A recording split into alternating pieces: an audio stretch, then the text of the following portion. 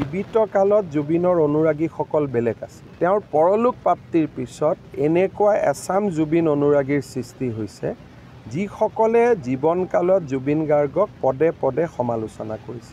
গতিকে এতিয়া সময় হৈছে জুবিনৰ প্ৰকৃত অনুৰাগীসকল ৰাজপথত ওলাই আহক।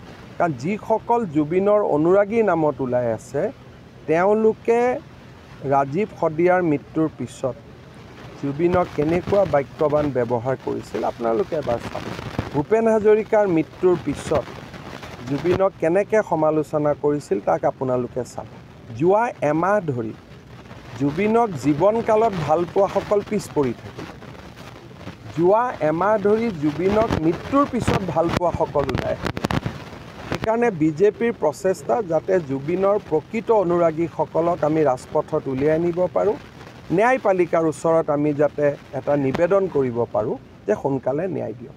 সিদিনাখন কোৰ্টে জামিন নিদি তেওঁলোকক জেলত পঠাই দিলে। তাৰমানে ন্যায়ৰ প্ৰক্ৰিয়াটোত আমি বিজয়ী হ'লোঁ।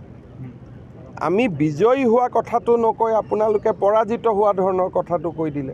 আদালতকতো আমি সিদিনা ধন্যবাদহে দিব লাগিছিল যে এওঁলোকক জেলত পঠিয়ালে বুলি, জামিন নিদিলে। আদালতক ধন্যবাদ দিয়াৰ পৰিৱৰ্তে আমি হুলস্থুল লগাই দিলোঁ। জামিন পালেহে হুলস্থুল লগাব লাগিছিল। তেওঁলোককতো জামিন দিয়া হোৱা নাই, জেলতহে দিছিলে।